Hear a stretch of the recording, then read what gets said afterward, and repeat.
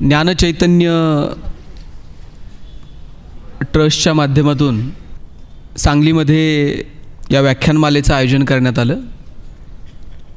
या व्याख्यानमालेच्या निमित्तानं तुम्हा सगळ्यांशी संवाद साधण्यासाठी खरं तर मी इथं उपस्थित आहे. माझा आत्ता परिचय करून देण्यात आला.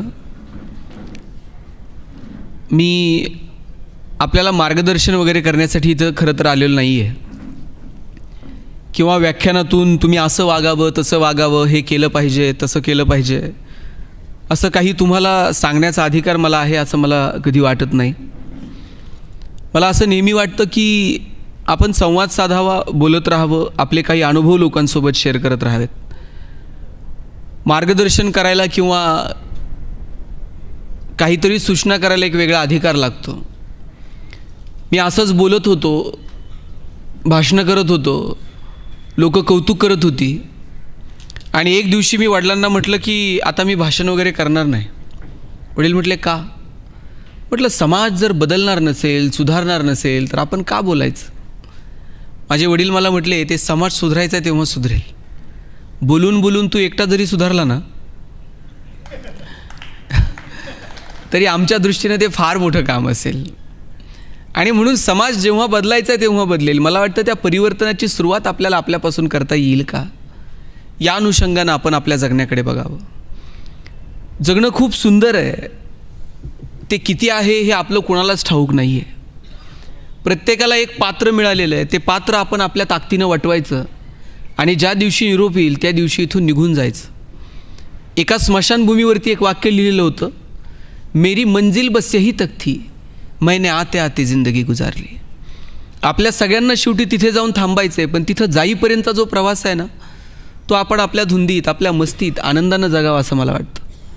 तुकाराम महाराज जायला निघाले आणि कुणी विचारलं, तुकोबा काय मिळालं तुम्हाला तुमच्या आयुष्यात? ग्रंथ लिहिले, अभंग लिहिले, आणि तुम्हाला काय मिळालं? तुकाराम महाराज म्हटले, कौतुक वाटे झाली या वेचाची. जगाला काय वाटते मला माहीत नाही, पण आम्ही जे जगलो ना, आमच्या जगण्याचं आम्हाला मात्र कौतुक वाटतं. जगाला आपल्या कार्याचा हिवा वाटेल की नाही मला माहीत नाही, जगाला आपल्या जगण्याचं कौतुक वाटेल की नाही मला माहीत नाही, पण किमान आपल्या जगण्याचं आपल्याला कौतुक वाटावं असं आपण जगतो का? हा प्रश्न आपण स्वतःला विचारला पाहिजे. छोट्या छोट्या गोष्टींमध्ये आपण इतके अडकून जातो, छोट्या छोट्या समस्यांमध्ये आपण इतके गुरफटून जातो की या समस्यांच्या पलीकडं भगवंतानं खूप सुंदर जग निर्माण केलं आहे. खूप चांगली माणसं तुमच्या माझ्या अवतीभोवती आहेत. दिवसभरातला एक प्रसंग असा काहीतरी घडतो की जो आमच्या मनाला नाही पटत, आणि मग 24 तास आम्ही त्या प्रसंगाच्या अवतीभोवती फिरत राहतो. पण तो प्रसंग डावलून कितीतरी आनंदाचे क्षण येत असतात, पण त्यांच्याकडे मात्र आमचं लक्ष जात नाही. आम्हाला काय दिलं आहे यापेक्षा काय दिलं नाही, आम्हाला चांगलं काय पुढ्यात वाढून ठेवलं आहे यापेक्षा वाईट कोणत्या गोष्टी आमच्या आयुष्यात आल्यात याकडं आमचं जास्त लक्ष असतं. काल खरं तर सॅम बहादूर चित्रपट आलेला आहे, तुम्ही पाहिला की नाही मला माहीत नाही, पण मी तो चित्रपट पाहायला रात्री गेलो होतो. तो चित्रपट पाहून आल्यानंतर मला लक्षात आलं की या हुद्द्यावर किंवा अशा प्रकारच्या काही मोठ्या जबाबदाऱ्या जी माणसं सांभाळत असतात, या माणसांच्या आयुष्यातला एखादा निर्णय चुकला तर तो केवळ त्यांच्या व्यक्तिगत आयुष्यावर परिणाम करत नाही, तो त्यांच्या आजूबाजूच्या सगळ्या व्यवस्थेवरती, संपूर्ण देशावरती तो परिणाम करणारा असतो. आणि अशा परिस्थितीमध्ये ही माणसं किती संयमानं राहतात, अशा परिस्थितीमध्ये ही माणसं त्यांच्या व्यक्तिगत आयुष्यातल्या समस्यांना कशी सामोरे जातात. खरं तर मी तो चित्रपट पाहिल्यानंतर मला असं वाटलं की अरे काय सॅम बहादूर जे फील्ड मार्शल म्हणून ज्यांनी काम केलं आणि अगदी बांगलादेशच्या युद्धामध्ये असेल, पाकिस्तानच्या युद्धामध्ये असेल, भारताच्या सैन्याचं नेतृत्व केलं, हा माणूस काय वेड्यासारखं या माणसांनी समाजासाठी वाहून घेतलं, देशासाठी वाहून घेतलं. त्यामध्ये एक प्रसंग होता, त्या प्रसंगामध्ये त्यांचा एक ज्युनियर ऑफिसर त्याच्याही ज्युनियर एका ऑफिसरला त्यानं फक्त सॅल्यूट केला नाही म्हणून त्याला शिक्षा देतो. आणि शिक्षा काय असते? तू मला सॅल्यूट केला नाही, आता 1000 सॅल्यूट तू करायची. आणि तो 1000 सॅल्यूट करत असतो तिथे उभा, आणि तिथून सॅम बहादूर चाललेले असतात. त्यांनी विचारलं हे काय? त्याने की यानं मी सिनियर आहे आणि यानं मला सॅल्यूट केला नाही म्हणून मी त्याला शिक्षा केली आहे 1000 सॅल्यूट मारायची. सॅम बहादूर म्हटले अगदी शिस्त ही गरजेची आहे, आणि आर्मीमध्ये जर शिस्त नसेल तर काय, आर्मीमध्ये इतकीच शिस्त गरजेची आहे. त्यांनी सॅल्यूट केला नाही ना, 1000 सॅल्यूट त्यानं दिलेच पाहिजेत. पण त्याच्या पुढे जाऊन ते म्हटले की सॅल्यूटचा स्वीकारही सॅल्यूटनं करायचं असतं. तो 1000 सॅल्यूट करत होता, तर सॅम बहादूर यांनी त्यांच्या खालच्या ऑफिसरला आदेश दिला की त्याचा स्वीकार पण तू सॅल्यूटनं करायचा. आणि मग 1000 सॅल्यूट त्यालाही तो स्वीकार करूनच ते द्यावे लागले. आयुष्य हे असं आहे माहिती आहे का, म्हणजे मला वाटतं की, आणि ह्याचा पुढचा किस्सा मी सांगतो की सॅम बहादूर जेव्हा रिटायर्ड झाले आणि नंतर त्यांना फील्ड मार्शल म्हणून, म्हणजे फील्ड मार्शल कधीच रिटायर होत नाहीत, आयुष्याच्या शेवटच्या क्षणापर्यंत ते मैदानावरती राहतात. आणि ते एका हॉस्पिटलमध्ये ॲडमिट होते. आणि हॉस्पिटलमध्ये ॲडमिट असताना भारताचे राष्ट्रपती अब्दुल कलाम साहेब त्या दौऱ्यावर होते आणि त्यांना कळालं की सॅम बहादूर इथे ॲडमिट आहेत. त्यांना भेटायला म्हणून ते गेले. भेटायला गेल्यानंतर ते ज्या कॉटवरती होते त्या कॉटच्या शेजारी स्टूल टाकून कलाम साहेब तिथे बसले. त्यांच्यासोबत गप्पा मारल्या, अनेक गोष्टींवरती चर्चा केली. आणि जाताना कलाम साहेब म्हटले की सॅम बहादूरांना म्हटले की तुम्हाला काही तक्रार तर नाही आहे ना, इथे हॉस्पिटलमध्ये सगळ्या सुखसुविधा तुम्हाला आहेत ना, तुमची काही तक्रार असेल तर मला सांगा, मी माझ्या पद्धतीनं ती निवारण करायचा प्रयत्न करेल. आणि सॅम बहादूर म्हटले हो मला एक तक्रार आहे. म्हटले काय तक्रार आहे? मी असा बेडवरती पडलेलो आहे, उभा राहून फक्त या देशाच्या राष्ट्रपतीला सॅल्यूट करू शकत नाही, एवढीच तक्रार आहे फक्त, दुसरी तक्रार नाही. कलाम साहेबांनी हात हातात घेतला आणि त्या स्पर्शातून ते दोघं एकमेकांशी काय बोलले असतील ते बोलले.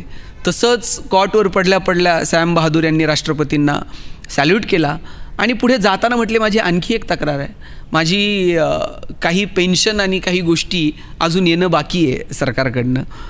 आणि मग दिल्लीला गेल्यानंतर त्यांनी तात्काळ संरक्षण मंत्रालयाच्या सचिवांना तशा सूचना दिल्या की सॅम बहादूर यांचं काय पेन्शन वगैरे किंवा काय जो फरक असेल तो तात्काळ हे करा. आणि संरक्षण खात्याचे सचिव स्वतः 1.25 कोटी रुपयांचा तो चेक घेऊन सॅम बहादूर यांच्या हॉस्पिटलला गेले.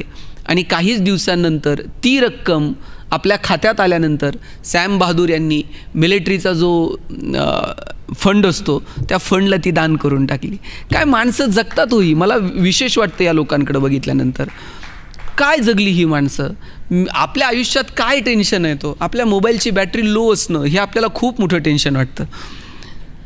आणि या माणसांच्या आयुष्यातला एखादा निर्णय जर चुकला किंवा थोडा मागे पुढे झाला तर त्याचा परिणाम थेट देशावर होणार आहे. युद्धाचं नेतृत्व करणाऱ्या एखाद्या अधिकाऱ्याला त्यांच्या आयुष्यात त्यांनी घेतलेला एखादा निर्णय हा केवळ त्यांच्या व्यक्तिगत आयुष्यावर परिणाम करत नाही, तो संपूर्ण देशावरती परिणाम करतो. तरी कशी जगतात ही माणसं. मला वाटतं आपण या माणसांकडं डोळे विस्पारून बघितलं पाहिजे. अशा अनेक लोकांकडं आपण त्यांना अभ्यासलं पाहिजे, त्यांना वाचलं पाहिजे. ही माणसं कशी जगली हे बघितलं पाहिजे.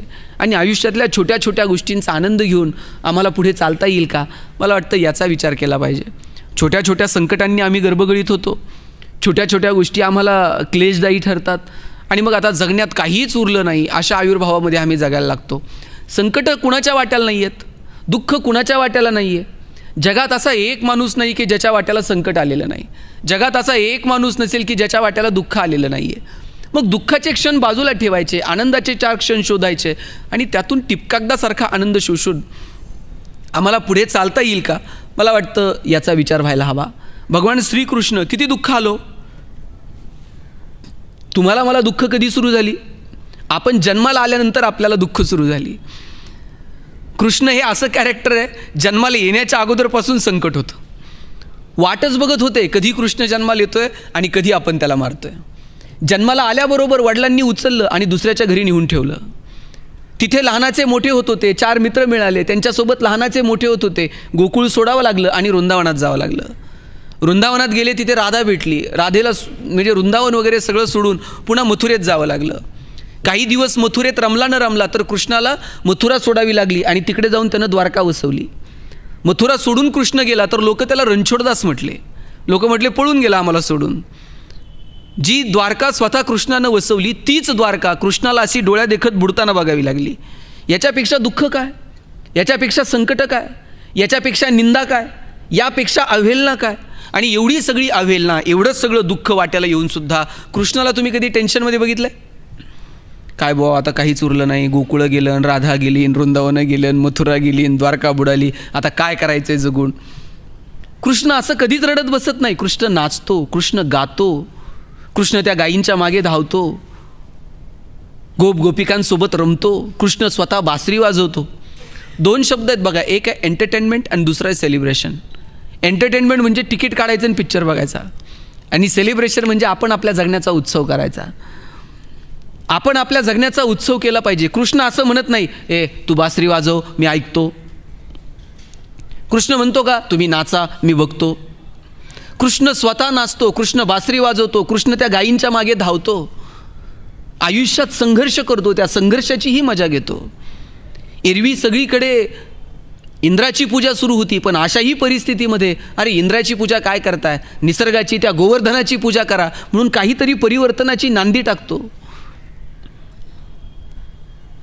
यमुनेचा डोह आता दूषित होत चाललाय. अशा वेळेला तिथल्या त्या सापाला, नागाला जे काही प्रतीक असतील, ती नदी स्वच्छ असली पाहिजे, सुंदर असली पाहिजे, प्रदूषणमुक्त असली पाहिजे, याच्यासाठी तो बंड करतो. सगळ्या जाती धर्माच्या पोरांना एकत्र करून काला करून खातो. मला वाटतं या नजरेतनं आम्ही आमच्या हिरोंना बघणार आहोत की नाही.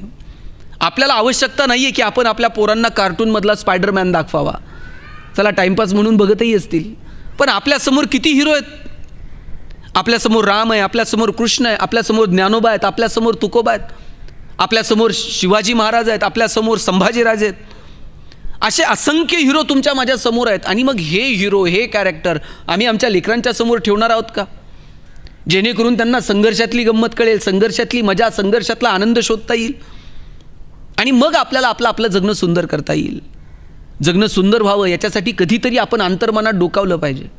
आपल्या आनंदाच्या जागा कोणत्या आहेत त्या कधीतरी शोधल्या पाहिजेत. तुकोबारायांचा खूप सुंदर अभंग आहे, याल तरी यारे लागे अवघे माझ्या मागे मागे, आज देतो पोट भरी पुरे म्हणाल तो वरी, हळूहळू चाला कोणी कोणाशी न बोला, तुका म्हणे सांडा घाटे तेने भरू नये पोटे. तुकाराम महाराजांनी जे भगवान श्रीकृष्णाचं वर्णन करणारे वेगवेगळे अभंग लिहिले, त्यात काही काल्याचे अभंग आहेत.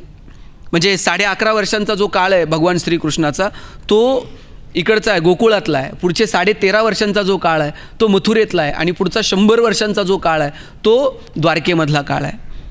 आणि मग गोकुळामधला जो काळ आहे, त्या गोकुळामध्ये सुद्धा सुरुवातीच्या बालक्रीडा आहेत, नंतर गोपिकांसोबतच्या काही अनुभव आहेत, आणि नंतर मग काल्याचे काही अभंग आहेत. त्या काल्याच्या अभंगांमध्ये एक अभंग आहे, याल तरे यारे लागे. मला वाटतं हा अभंग जर समजून घेतला ना तर आपल्याला जगण्याची सुंदरता सापडेल. भगवान श्रीकृष्ण सोबतच्या असणाऱ्या सवंगड्यांना कुणीतरी आपल्यापैकी नेतृत्व केलं पाहिजे. नेतृत्व करायचं म्हणजे सगळ्यांनीच निवडणुका लढवायच्या आणि निवडून यायचं असं होत नाही. आपल्याकडे नेतृत्व म्हणजे फक्त पक्ष, संघटना, निवडणुका इथपर्यंतच मर्यादित आहे. प्रत्येक क्षेत्रामध्ये नेतृत्वाची गरज आहे. निसर्गाच्या संदर्भानं काम करण्यासाठी कुणीतरी नेतृत्व केलं पाहिजे, समाजकारणासाठी कुणीतरी नेतृत्व केलं पाहिजे, कला, क्रीडा, साहित्य, कुणीतरी नेतृत्व करणारं असावं लागतं. आणि नेतृत्व करणाऱ्या माणसाच्या पाठीमागं 4 पावलं त्याच्या पावलावर पाऊल टाकून चालावेत अशी भावना निर्माण होण्यासाठी नेतृत्वाकडे ते अधिष्ठान असावं लागतं. भगवान श्रीकृष्णानं आपल्या वागण्यातून, आपल्या बोलण्यातून, आपल्या एकंदरीत आपल्या व्यक्तिमत्वातून तो नेतृत्वाचा ठसा उमटवला, आणि मग आपल्या सख्या सोबत्यांना सांगितलं, याल तरे यारे लागे अवघे माझ्या मागे मागे, चला माझ्या मागे चला. आत्ता जर मी तुम्हाला म्हटलं चला माझ्या मागे, तुम्ही याल का? किती जण येतील? ते म्हणतील काय बाबा याच्या कुठं नादी लागता, कुठे न्यायचं आहे काय कोणास ठाऊक. आणि मी जर पुढे म्हटलं चला जेवायला जायचं आहे, किती जण येतील? थोडेफार येतील. बाकीचे म्हणतील जेवायला नेते म्हणजे याचा काहीतरी स्वार्थ दिसतोय. पण मी जर म्हटलं भरपेट जेवण देणार आहे, पुरे म्हणाल तोपर्यंत देणार आहे, आणि ज्याला यायचं आहे तेच या, मग मात्र सगळे येतील. तुकोबारायांचा अभंग इतका गोड आहे, याल तरी या रे लागे, यायचं असेल तर या. आणि पुढे जाऊन परत शब्द वापरलाय, अवघे माझ्या मागे मागे. एकीकडे म्हणतात याल तरी या रे लागे, आणि पुढे म्हणतात अवघे. पहिल्यांदा फक्त ओपन या, नंतर इतर कॅटेगरीतले या, मग पुढच्या कॅटेगरीतले या. असलं कोणतीही कॅटेगरी नाही आहे भगवान श्रीकृष्णाकडे. भगवान श्रीकृष्णानं कोणतीही कॅटेगरीचं वर्णन केलेलं नाही. त्यांनी सांगितलं अवघे सगळेजण माझ्यासोबत या, अवघे माझ्या मागे मागे असा उल्लेख तुकोबारायांनी त्या अभंगामध्ये केला. आणि पुढे जाऊन काय म्हटलं, आज देतो पोटभरी, आज तुम्हाला मी पोटभर देणार आहे, पुरे म्हणाल तोवरी, जोपर्यंत तुम्ही पुरे म्हणत नाही ना तोपर्यंत मी तुम्हाला देणार आहे. पण त्याच्यासाठी एक अड घातली आहे. काय अड घातलेली आहे? हळूहळू चाला, जरा दमानं घ्या, थोडंसं हळूहळू चाला. कोणी कोणाशी न बोला. कुणी कोणाशी न बोला म्हणजे संवाद साधू नका, व्यक्त होऊ नका असं नव्हे. आपल्याकडे बोलण्यामध्ये जो अहंकार येतो ना, माझ्यासारखा कोण, हे काहीही बोलू नका. हा अहंकार थोडासा बाजूला ठेवा. तुका म्हणे सांडा घाटे, म्हणजे तुम्ही विषयानं कधीही पोट भरू शकत नाही. तुमच्याकडे जे विषय आहेत ते सगळे सांडून टाका, तेने भरू नका पोटे. आणि मग इतकं गोड सांगितलं तुकोबारायांनी. काय म्हणायचं आहे या अभंगामध्ये, की बाबांनो मी तुम्हाला पोटभर देणार आहे. मला सांगा, आपली सगळ्यांची धडपड सामान्य माणसाची कशासाठी सुरू असते? पोटासाठी. आपण म्हणतो काय चाललंय ते सगळं पोटासाठी चाललेलं आहे. आणि सगळं काही पोटासाठी असताना पोट भरलंय असं कधी झालंय का? जगामध्ये असा एक तरी माणूस आहे का ज्याला पोट नाही आहे? पोट नाही असा माणूस आपल्याला सापडणार नाही. सगळी धडपड जर कशासाठी चाललेली आहे तर ती पोटासाठी चाललेली आहे. आणि तरीसुद्धा पोट भरत नाही. माणूस एकमेव प्राणी असा आहे की त्याचं लवकर पोट भरत नाही.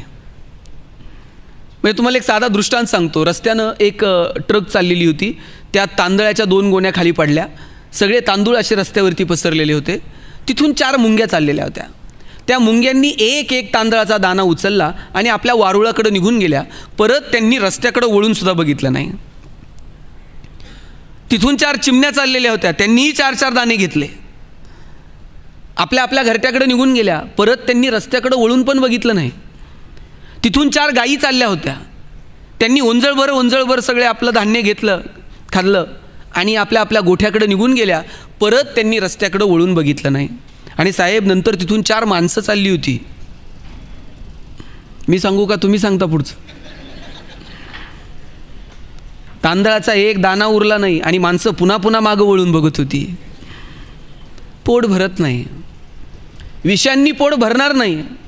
त्यासाठी तुकोबारायांनी साधना सांगितली. हळूहळू चाला, कोणी कोणाशी न बोला. अहंकार वगैरे बाजूला ठेवा. थोडंसं दमानं घ्या, हळू घ्या. कबीरांचा खूप सुंदर दोहा आहे, जरा हलके गाडी हाको मेरे राम गाडीवाले. कबीरांनी तर सांगितलं की सगळं इथे थांबणार आहे. श्वास थांबला का सगळं संपणार आहे. जरा हळूहळू चाला. काय तयार नाही मला सांगा बरं? ग्रामपंचायतवाल्यांनी शेड तयार करून ठेवलेत. बांबूवाल्यांनी बांबू साळून ठेवलेत. मडकेवाल्यांनी मडके थापून ठेवलेत. काय तयार नाही आहे? सगळं तयार आहे. श्वास थांबायला फक्त उशीर आहे. ज्याला सगळं तयार आहे असं कोणती गोष्ट नाही आहे. ज्या दिवशी श्वास थांबेल त्या दिवशी सगळं संपलं. मला वाटतं श्वास थांबायच्या आत आम्हाला जगण्याचा आनंद घेता येईल का? श्वास थांबल्यानंतर जगण्याची कोणतीही संधी उपलब्ध नाही. कबीरांनी तर सांगितलं, श्वास थांबला का 4 जण येतील, उचलतील, घेऊन जातील आणि मग फूक देनी जैसे होली. जशी होळी पेटवतात ना तितक्या सहजतेनं पेटून टाकतील. देश देश के वैद्य बुलाए लाए जड़ी और बूटी, जड़ी बूटी तेरे काम ना आए जब राम के घर की खुटी, जरा हलके गाडी हाको मेरे राम गाडीवाले. काय लिहिलं कबीरांनी? कबीर सांगतात, वरतून एकदा निरोप आला का मग काही चालत नाही. आपल्याला इथून निघावं लागतं. तुम्ही नीतू मांडके नाव ऐकलं आहे का? हृदयविकार तज्ज्ञ होते. त्यांच्या पत्नी अलका मांडके यांनी एक हृदयस्थ नावाचं पुस्तक लिहिलं आहे. त्यात त्यांनी लिहिलं होतं की नीतू मांडके आणि अलका मांडके दोघेही पुण्यातल्या BJ मेडिकल कॉलेजला शिकले. पुढे जाऊन त्यांनी लग्न केलं. आणि एकदा प्रवासात असताना नीतू मांडके अलका मांडकेंना म्हटलं, अलका, मी एवढ्या हृदयविकाराच्या शस्त्रक्रिया केल्या, कधी जर मलाच हृदयविकाराचा त्रास झाला आणि अटॅक आला तर? पटकन अलका मांडकेंनी नीतू मांडकेंच्या तोंडावर हात ठेवला. असं बोलू नये. नाही पण कुणालाही येऊ शकतो, मला आला मग. त्यावरती अलका मांडके म्हटलं, तूच सांग मग मी काय केलं पाहिजे. मग या डॉक्टरला बोलव, त्याला फोन कर, याचा सल्ला घे. अशी चर्चा दोघांची सुरू होती. आणि अलका मांडके या भूलतज्ञ आहेत. नीतू मांडके म्हटलं, अलका, ते ऑपरेशन कुणी करायचं ते करू दे, पण भूल मात्र तूच द्या. अलका मांडके लिहितात की मला माझ्या आयुष्यात कधी असं वाटलं नव्हतं की असा प्रसंग आमच्या आयुष्यात कधीतरी येईल. नीतू मांडके एक दिवशी प्रवासात होते आणि प्रवासात असताना अचानक नीतू मांडकेंचा फोन आला. अलका, छातीमध्ये कळ आली आहे, मला हृदयविकाराचा झटका आला आहे, मी जवळच असणाऱ्या हिंदुजा हॉस्पिटलला ॲडमिट होतो आहे, तू असशील तिथून पटकन हिंदुजाला ये. नीतू मांडके गाडी चालवत चालवत त्या हिंदुजापर्यंत पोहोचले. गाडीतनं खाली उतरले. त्या वॉचमॅनच्या खांद्यावरती हात ठेवला आणि सांगितलं, मी नीतू मांडके, पटकन स्ट्रेचर बोलव आणि मला त्या ICUपर्यंत घेऊन जा. ICUमध्ये नेलं. स्वतः नीतू मांडके, ज्यांनी 10,000पेक्षा जास्त शस्त्रक्रिया केल्या, बाळासाहेब ठाकरेंवरती शस्त्रक्रिया करायची वेळ आली तर नीतू मांडकेंनीच ती शस्त्रक्रिया केली. ते नीतू मांडके स्ट्रेचरवरती लहान मुलासारखे पडून होते. तितक्यात अलका मांडके आल्या. अलका मांडके आल्या तशाच नीतू मांडकेंच्या जवळ गेल्या. नीतू मांडकेंनी अलका मांडकेंचा हात हातात घेतला आणि म्हटलं, अलका, यातून मी वाचेल असं मला आता वाटत नाही. ठरल्याप्रमाणे अलका मांडकेंनीच भूल दिली. ऑपरेशनची तयारी झाली. ऑपरेशन झालं. पुढचे 3 दिवस सगळे डॉक्टर, जगभरातले डॉक्टर फोन करत होते. सगळेजण काय करावं काय नाही याच्यावरती चर्चा करत होते. पण अखेर 3ऱ्या दिवशी नीतू मांडकेंची ज्योत मावळली. 10,000पेक्षा जास्त शस्त्रक्रिया करणारे, 10,000पेक्षा जास्त लोकांचे प्राण वाचवणारे नीतू मांडके हृदयविकाराच्या झटक्यानं गेले. देश देश के वैद्य बुलाए, लाए जड़ी और बूटी, जड़ी बूटी तेरे काम ना आए, जब राम के घर की खोटी, जरा हलके गाडी हाको मेरे राम गाडीवाले. 7 फेरे घेतो आपण लग्नात आणि त्या दिवशी आपण शपथ घेतो की पुढचे 7 जन्म आम्ही सोबत राहणार आहोत. आपल्याला माहीत आहे का 2 जोडीदारांपैकी आपल्या कोण मागे थांबेल, कोण पुढे निघून जाईल, कुणाची सोबत किती दिवस आहे, आपल्याला माहीतही नसतं. जोडीदार निघून गेला की मग राहिलेला जोडीदार रडतो, दुःख व्यक्त करतो. कबीर म्हणतात, बिलग बिलग कर तिरिया रोवे, बिछड़ गई मेरी जोड़ी. बिलग बिलग कर तिरिया रोवे, बिछड़ गई मेरी जोड़ी. कहत कबीर सुनो भई साधो, जिन जोडी उन तोडी. ज्यानं जोडली त्यानं तोडली. आपण मालक नाही होत. आपल्याला एक पात्र मिळालेलं आहे, ते पात्र आनंदानं जगायचं. आयुष्यातल्या आनंदाच्या जागा आहेत ना, ठरवता आल्या पाहिजेत. पण आपण नको त्या गोष्टींना महत्त्व देतो आणि जवळच्या आपल्या आयुष्यात आनंद निर्माण करणाऱ्या गोष्टींकडे आपण कमालीचं दुर्लक्ष करतो. पद, प्रतिष्ठा, अमुक तमुक या गोष्टींना महत्त्व नाही असं नाही आहे, पण त्याला गरजेपेक्षाही आपण इतकं महत्त्व देऊन टाकलं आहे. त्याच्या तुलनेमध्ये मैत्री, संबंध, चांगुलपणा, मदतीची भावना या भावनांना मात्र आपण महत्त्व देत नाही. परवाच मी एक आर्टिकल वाचलं. त्यात त्या लेखकानं असं लिहिलं होतं की मला स्वप्न पडलं की एका मोठ्या मॉलमध्ये मी खरेदीला गेलो आहे आणि खरेदीला गेल्यानंतर मला काय खरेदी करायचं होतं, मला हातमोजे आणि टाय खरेदी करायचा होता.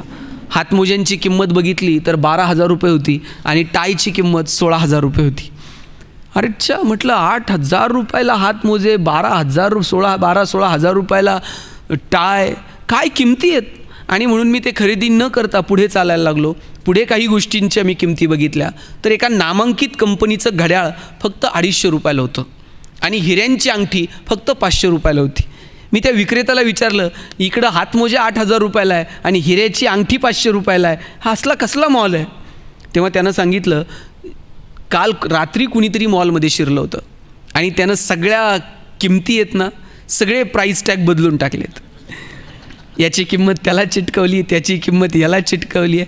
आपलंही अगदी तसंच झालं आहे. कुणीतरी आपल्यात शिरलं आहे आणि त्याने सगळे प्राईस टॅग बदलून टाकलेत. चांगुलपणा, मैत्री, संबंध, मदतीची भावना, निसर्ग, समाज या गोष्टींना अनन्यसाधारण महत्त्व आहे, पण त्याच्या किमती आपण अगदी कमी करून टाकल्या.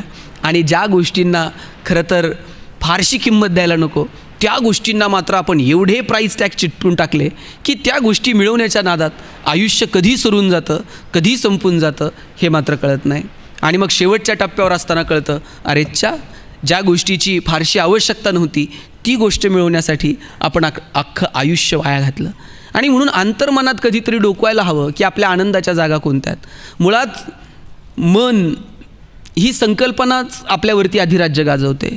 आपलं मन ठरवतं. असं म्हणतात की माणूस अगोदर मनात हारतो आणि मग रणांगणात हारतो. माणूस पहिल्यांदा मनात जिंकतो आणि मग रणांगणामध्ये जिंकतो. सुख, दुःख या सगळ्या संकल्पना मनाशी संबंधित आहेत. साधू संतांनी, अनेक विद्वान लोकांनी, अनेक तज्ज्ञांनी मनावरती भाष्य केलं आणि सांगितलं, या चंचल मनाला जर तुम्हाला स्थिर करता आलं तर आनंदाच्या जागा सापडतील. सुखाची व्याख्या करताना ज्ञानोबरायांना सांगावं लागलं, किंबहुना सोये जीव आत्मयाचे लाहे, तेथ जे होय त्या नाम सुख. ज्ञानोबांनी सांगितलं, आत्म्याशी जे संबंधित आहे ना त्याला सुख म्हणावं. आम्ही आत्म्याशी संबंधित गोष्टींना सुख समजण्याऐवजी आम्ही साधनांमध्ये सुख शोधायला लागलो. साधनांनी माणसाचं आयुष्य सोपं होईल, साधनांनी माणसाचं आयुष्य सुलभ होईल, पण साधनांनी माणसाचं आयुष्य सुखी होईलच याची मात्र खात्री देता येत नाही. आणि सुख, आनंद या संकल्पना निवळ जर साधनांशी संबंधित असत्या ना, जगातली सगळी श्रीमंत माणसं सुखी झाली असती आणि गरिबाच्या वाट्याला सुख आलं नसतं. पण केवळ पैशांवरती, केवळ साधनांवरती सुख मिळवता येत नाही. आणि म्हणून आपण अंतर्मनात डोकवायला हवं. ज्ञानोबारायांचाच खूप सुंदर अभंग आहे, ऋणू झुनू रे भ्रमरा, सांडितो अवगुणू रे भ्रमरा. ज्ञानोबांनी भ्रमर ही संकल्पना मनासाठी वापरलेली आहे. आणि मनाला म्हणजेच भ्रमराला सांगितलं आहे, बाबा रे तू इकडे तिकडे जे फिरतोय ना, थोडासा स्थिर हो. ऋणू झुनू रे भ्रमरा, सांडी तू अवगुणू. तुमच्यामध्ये जे अवगुण आहेत ते एकदाचे सांडून टाका. आणि जायचं कुठे? चरण कमळ दळू रे भ्रमरा. स्थिर व्हायचं, पण कुठे व्हायचं? चरण कमळ दळू. ज्ञानोबारायांनी सांगितलं, तुम्हाला संतांच्या चरणाजवळच जाऊन तुम्हाला स्थिर व्हावं लागेल, तर तुम्हाला ते आत्मिक सुख मिळू शकेल. म्हणून सुख ही अंतर्मनाची कॅरेक्टरिस्टिक आहे. म्हणून मनाकडे थोडंसं लक्ष देता येईल का? मन इतकं कमालीचं चंचल आहे, ते 1 मिनिट स्थिर राहत नाही. आणि कितीही स्थिर करायचा प्रयत्न केला तर पुन्हा पुन्हा आपण नको त्या गोष्टींच्या भोवती घुटमळत राहतो. बरं, माणसाला ठाऊक आहे की आत डोकावलं तरच सुख मिळेल, पण तरीसुद्धा तो आत का डोकावत नाही माहीत आहे? तो घाबरतो आत डोकवायला. माणसाला वाटतं नाही सांगलीत तर कोल्हापुरात तर मिळत आहे, नाही कोल्हापुरात तर पुण्याला तर मिळेल, नाही पुण्यात तर मुंबईत तर सुख सापडेल. तो बाहेर फिरत राहतो, बाहेर त्याच्यासमोर अनेक ऑप्शन आहेत, पण आत डोकावलं आणि नाही सापडलं मग तर संपलंच की सगळं. एक प्रवासी रेल्वेतनं खाली उतरला आणि TCनं तिकीट विचारलं. त्यानं पॅन्टच्या उजव्या खिशात बघितलं, डाव्या खिशात बघितलं, मागचे दोन्ही खिसे बघितले, 4ही खिसे उलटे पालटे करून 10 वेळा चेक केले, पण तिकीट काय सापडत नव्हतं. जवळचा माणूस म्हटला, तुम्ही फक्त पॅन्टचे खिसे बघितलेत, शर्टचा बघा की. तुम्हाला म्हटला माहीत आहे माझा शर्टचा खिसा बघायचा राहिला आहे, पण त्यात नाही भेटलं, मग तर संपलंच की. त्यात भेटलं नाही तर काय? माणसाला माहीत आहे की बाहेर नाही सापडत आहे, पण तरीसुद्धा त्याला अनेक ऑप्शन आहेत, म्हणून तो इथे तिथे तिथे तिथे करत शोधत राहतो. पण त्यानं एकदाचं धाडस दाखवायला हवं आणि अंतर्मनात कधीतरी डोकवायला हवं. पुराणातल्या अनेक कथा मला ऐकायला आवडतात. माझ्या आजोबा, मी रात्र दोघं एकमेकांशी गप्पा मारायचो आणि पुराणातल्या त्या अनेक गोष्टी, कथा मला सांगायच्या. आता आपण त्या कथांची आपण काय करतो, गोष्टीतल्या त्या दृष्टांताची चिकित्सा करत बसतो. चिकित्सा करायची असते, पण ती अंतिम सिद्धांताची करायची असते. आपण त्यातली जे दृष्टांत आहेत त्याची चिकित्सा करतो. दृष्टांताची चिकित्सा न करता सिद्धांताची चिकित्सा करायची असते. आजोबा मला एक गोष्ट सांगायचे की ब्रह्मदेवानं सृष्टी निर्माण केली आणि सृष्टी निर्माण केल्यानंतर ब्रह्मदेव आनंदानं त्या सगळ्या सृष्टीकडे बघायला लागले. पण सृष्टी इतकी सुंदर होती, 2 डोळ्यांनी ती बघणार तरी किती? त्यांनी आणखी एक डोकं तयार केलं आणि मग 4 डोळ्यांनी बघायला लागले. 4 डोळ्यांनी ही पाहून होत नाही आहे, आणखी एक डोकं तयार, 4 डोके तयार केले. शेवटी 5वंही केलं. 4 डोके आणि 5वं मुकुटासारखं एक डोकं केलं आणि 5 डोक्यांमधून, त्या डोळ्यांमधून ते सृष्टीकडे बघायला लागले. आणि भगवान शंकरानं ज्यावेळेस डोळे उघडल्यानंतर बघतायत तर आजूबाजूची ही सगळी सृष्टी, आणि त्यांना कळालं की ही ब्रह्मानं सृष्टी निर्माण केली आहे. आणि ब्रह्माकडं बघितलं तर ब्रह्मा हसतायत, आनंदानं सृष्टीकडे बघतायत. भगवान शंकरानं जेव्हा सृष्टीकडे बघितलं, प्रचंड दुःख आहे, प्रचंड संघर्ष आहे. आणि मग हे सगळं दुःख, हे सगळं संघर्ष बघून ब्रह्माला नेमका आनंद होतोय कसला? आणि मग त्या रागामध्ये भगवान शंकरानं 5वं जे डोकं होतं ब्रह्माचं ते उडून दिलं रागाच्या भरात. आणि मग ब्रह्मानं विचारलं की तुम्ही हे का केलं? तुम्ही मला माझं हे 5वं डोकं का उडव? ते म्हणले, तुला नेमका आनंद होतोय कसला? एवढं सगळं दुःख आणि एवढं सगळं तू बघून हसतोय कशासाठी? तेव्हा ब्रह्मानं सांगितलं, मी फक्त सृष्टी निर्माण केली आहे. मी ना आनंद निर्माण केला आहे, ना मी दुःख निर्माण केलं आहे. मी फक्त सृष्टी निर्माण केली आणि निरागसपणे मी त्या सृष्टीकडे बघतोय. आनंद दुःख ह्या त्या लोकांच्या मनाच्या पटलावरती उमटणाऱ्या रेषा त्या त्यांच्या कर्मानं उमटतात आणि त्यांनी ते सुख किंवा दुःख निर्माण केलं आहे. भगवान शंकरानं विचारलं, मनसुद्धा तूच तयार केलं आहे की? मग ब्रह्म सांगतात की ते मन जरी मी तयार केलेलं असलं तरी त्या मनालासुद्धा कोणतेही गुण नाही आहेत. त्या मनावरती उमटणारी सुख किंवा दुःखाची भावना ही त्या व्यक्तीच्या कर्मानुसार उमटते. आणि म्हणून मी निरागसपणे फक्त या सृष्टीकडे बघतोय. मी ना सुख निर्माण केलं आहे, मी ना दुःख निर्माण केलं आहे. त्यांच्या मनाच्या आणि त्यांच्या कर्तृत्वावरती ते सुख दुःख आनंद हे सगळं ठरतं. आणि हे जर बघायचं असेल तर भगवान शंकरांना सांगितलं, तुम्हीही डोळे बंद करा. भगवान शंकर ध्यानस्थ झाले आणि मग कळालं की सुख बाहेर नाही आहे, आनंद बाहेर नाही आहे, तो आत दडलेला आहे. आणि भगवान शंकरांना एवढा आनंद झाला की त्या आनंदात ते नाचायला लागले. आणि ते इतके नाचत होते, ठराविक वेळेनंतर त्यांना कळालं आनंद व्यक्त करायला नाचायची सुद्धा गरज नाही आहे. आणि शंकर भगवानांनी परत डोळे बंद केले. तुम्ही म्हणाल मग आनंद व्यक्त करण्यासाठी नाचायची गरज नाही आहे, मग इंद्रियांचा किंवा आपल्या शरीराचा उपयोग आहे की नाही? इंद्रिय मन तारतम्य ठेवून आपल्याला त्या त्या पातळीवरती, इंद्रियांना मर्यादा आहेत, मन अमर्याद आहे, इंद्रियांची मर्यादा आणि मनाची अमर्यादा याचं तारतम्य ठेवून जर आत डोकावता आलं तर जगण्याचा आनंद घेता येतो. भगवंतानं आपल्याला माणूस म्हणून जन्माला घातलं, आपली आपली काही कर्तव्य आहेत, आपल्या काही इंद्रियांचे आनंद असतील, पण त्याचबरोबरीनं मला सांगा, नाचणार किती वेळ आहात तुम्ही? 24 तास तर तुम्ही नाचू शकणार नाही आहेत आनंदामध्ये, पण त्या नाचण्याचा आनंद जो मनावरती उमटतो तो मात्र चिरकाल टिकणार आहे. अश्रू किती वेळ ढाळणार आहात, डोळे थकून जातील, पण त्या अश्रूंचे ओघळ जे मनापर्यंत येतात ना ते मात्र टिकतात. म्हणून इंद्रियांपासून मिळालेलं दुःख किती वेळ मनाच्या पटलावरती ठेवायचं आणि इंद्रियांपासून मिळालेले आनंद किती वेळ मनाच्या पटलावरती ठेवायचे याचं तारतम्य जमलं पाहिजे. हे तारतम्य ज्यांना जमतं ती माणसं स्थितप्रज्ञ किंवा संतत्वाकडे गेली. आपण तर सामान्य माणसं आहोत. मग सामान्य माणसाच्या काय आनंदाच्या संकल्पना आहेत?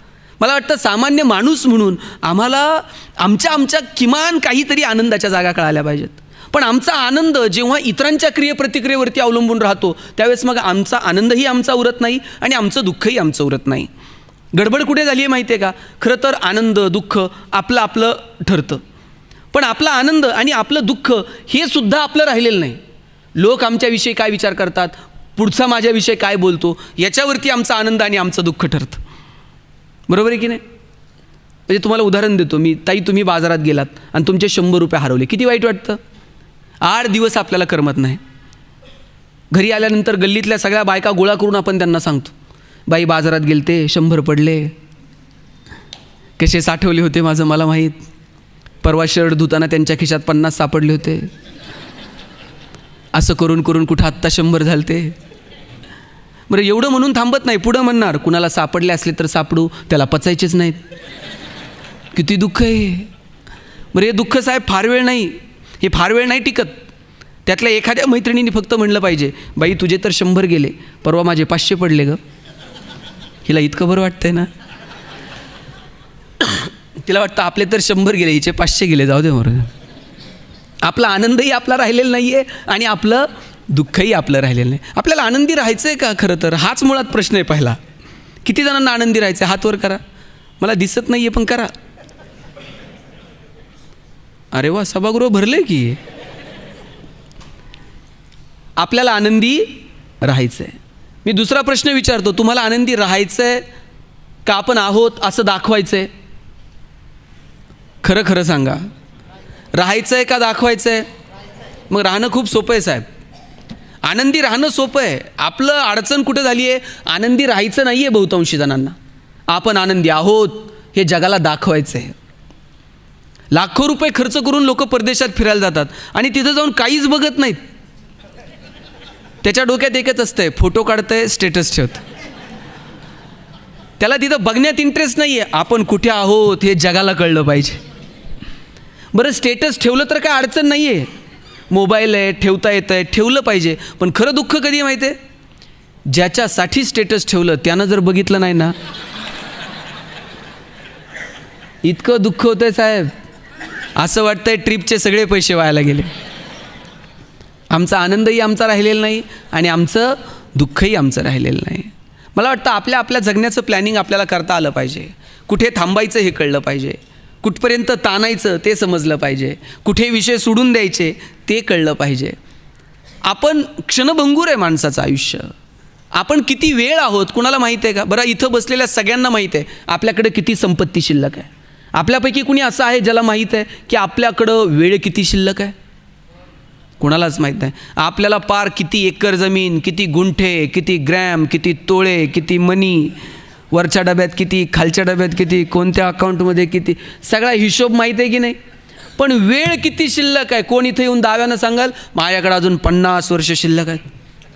अरे, घेतलेला श्वास परत सोडता येईल का नाही याची खात्री नाही. इतकं क्षणभंगूर आयुष्य आहे आणि आम्ही असे जगतो जसं अमरत्वाचा पट्टा घेऊन आलेलो आहोत. लोक म्हणतात मी कमालीचा बिझी आहे, मला श्वास घ्यायला वेळ नाही. म्हटलं सोडून दे. काय फंटूच आयुष्य जगतो आम्ही. श्वास घ्यायला वेळ नाही, मग जगतो कशासाठी आपण? निसर्ग, समाज याच्याकडे डोळे विस्पारून बघितलं पाहिजे. डोळे बंद झाले की झाले, मग नाही दिसत. जोपर्यंत बोलता येतंय तोपर्यंत बोललं पाहिजे, नंतर संवादाची संधी नाही. कुठे थांबायचं हे कळलं पाहिजे. कमवलेल्या संपत्तीचा उपभोगही घेता आला पाहिजे. कित्येकांकडे ढिगाण आहे, कमवण्याच्या नादात श्वास थांबून जातो आणि कमवलेल्याचा उपभोग घ्यायचं सुद्धा राहून जातं. तुम्ही बघितलं असेल, मुंबईला मध्यंतरी एक भिकारी रस्त्यावरती मरून पडला होता. 2 दिवस त्याची बॉडी तिथेच होती. 3ऱ्या दिवशी म्युन्सिपाल्टीच्या लोकांनी, कॉर्पोरेशनच्या लोकांनी त्याच्यावरती अंत्यविधी केला आणि नंतर पोलिसांनी आजूबाजूला बघितलं. तो ज्या झोपडीत राहायचा ती झोपडी चेक केली. झोपडीमध्ये त्यांना असा खड्डा खांदला होता. खड्ड्या खांदून त्याच्यावरती त्याचा अंथरूण, चटाया बिटाया सगळं त्याच्यावर तो झोपायचा. त्या खड्ड्यामध्ये 7-8 पोते भरून पैसे होते आणि ते काउंट केले तर 87 लाख रुपये झाले. त्या 87 लाख रुपयाचा तो कधीच आनंद घेऊ शकला असता. वेळीच जर त्यानं त्याच्या भिकारीपणातून स्वेच्छानिवृत्ती घेतली असती, 2-4 नवोदित भिकाऱ्यांना मदत केली असती. लढा रे, मी आहे तुमच्यासोबत, कदाचित त्याला आहे त्या संपत्तीचा आनंद तरी घेता आला असता. पण कुठे थांबायचं हे कळलं. तो कायम भीत राहिला असेल की अरे हे पुरतील का, हे पुरतील का, अजून थोडे साठवले पाहिजे. याचा अर्थ मी असं म्हणत नाही तुमच्याकडे आहे ते सगळं उडून टाका आणि सेव्हिंग करू नका, बचत करू नका. पण आहे त्या गोष्टींचा आनंद तरी घ्या. आपल्याला क्रेडिटेडचा मेसेज आला तर किती आनंद होतो. महिना अखेरला जेव्हा मेसेज येतो पगाराचा, क्रेडिटेड, दिवसभर बघतो आपण 10 वेळा. याच्या इतकं सुख नाही दुसरं. पण डेबिटेडचा मेसेज आल्यावर अरे चा गेले होय, घेतलेला श्वास सुद्धा सोडावा लागतो. कमवलेल्या सगळ्या गोष्टींचा आपल्याला वरती घेऊन जाण्याची सुविधा नाही. देव इतका सुंदर वागलाय, ते तुमचं तुम्ही कमवा बिमवा काय करायचं आणि ते शेवटी सगळं इथंच ठेवून जायचं. घेऊनही काही यायचं नाही आणि घेऊनही काही जायचं नाही. याच्यापेक्षा सुट्टा हिशोब काय असू शकतो. किती सुंदर वागलाय देव. त्यानं कोणताही भेद आपल्यात ठेवलेला नाही आहे. राजाच्या पोटी जन्माला आलाय, येतानाच 2-4 सिंहासनं घेऊन येतोय का? असं नाही आहे. राजाच्या पोटी जर एखादा जन्माला आला तर तोही काही न घेता येतो आणि कुणी मोठा विद्वान गेला तरी तो काही घेऊन जात नाही. सगळं इथे ठेवून जायचं आहे. आणि म्हणून आपण ज्या कमवलेल्या गोष्टी आहेत त्याचा किमान आपण उपभोग घेतला पाहिजे. ज्याला गरज आहे त्याला मदतीसाठी आपल्या हातामध्ये ती दानत असली पाहिजे. कुणाच्या तरी मदतीसाठी आपले हात सरसावले पाहिजेत. कुणाच्या तरी मदतीसाठी आपले पाय धावले पाहिजेत. आमचे पाय जर कुणाच्या मदतीसाठी धावणार नसतील, आमचे हात जर कुणाच्या मदतीसाठी सरसावणार नसतील, आमच्या डोळ्यात जर प्रेम नसेल तर समजावं आता आपण माणूस उरलेलो नाही, आता आपण यंत्र होत चाललेलो आहोत. माणसातलं माणूस पण कुठपर्यंत जिवंत आहे? जोपर्यंत आपण डोळ्यात प्रेम आहे तोपर्यंत समजावं आपण माणूस आहोत. ज्या दिवशी प्रेम संपलं त्या दिवशी समजायचं आपण आता माणूस उरलेलो नाही, आता आपण यंत्र होत चाललेलो आहोत. आणि म्हणून यंत्र होऊ देऊ नका. यंत्रांवरती आपण अवलंबून राहतो, पण आपलंच यंत्र कधी होत चाललं आहे. अतिशय कृत्रिम वागतात लोक, कृत्रिमरित्या हसतात, कृत्रिमरित्या बोलतात. या कृत्रिमतेच्या पलीकडे जा. निसर्गानं आपल्याला भरभरून दिलं आहे. व्यक्त होण्याची कला भगवंतानं माणसाला दिली. कुणाच्या तरी सुखात सहभागी व्हा, कुणाच्या तरी दुःखात सहभागी व्हा, कुणाचं तरी दुःख कमी व्हावं याच्यासाठी पाठीवर थाप मारा, मी आहे सोबत म्हणून कुणाला तरी आधार द्या. हे जोपर्यंत आपल्यात आहे ना तोपर्यंतच आपण माणसं आहोत. ज्या दिवशी हे संपेल त्या दिवशी समजायचं आता आपण यंत्र होत चाललेलो आहोत. आणि म्हणून माणूस म्हणून आपल्या डोळ्यातलं प्रेम कायम राहील का?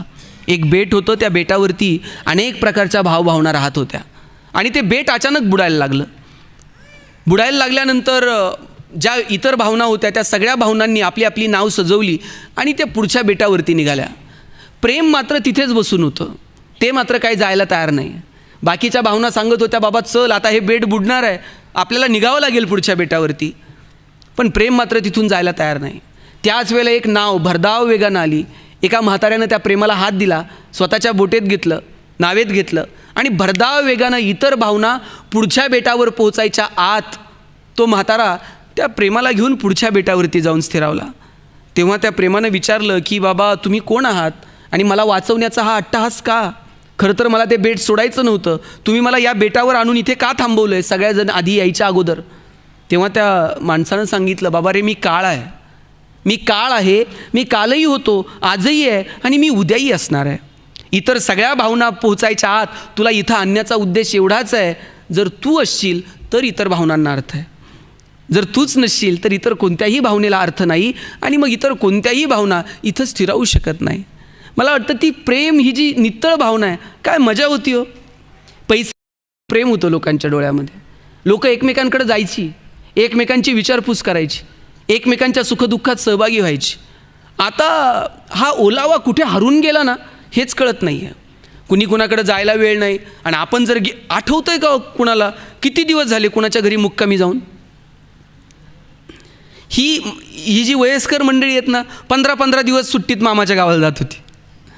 मामाबरोबर पाभार धरायला जाणार, तिकडं कुठेतरी शेतात जाणार, मामाला सगळं काम करू लागणार, 15 दिवस 20 दिवस मामाकडं थांबणार, तिथंच विहिरीवर पोहायला शिकली,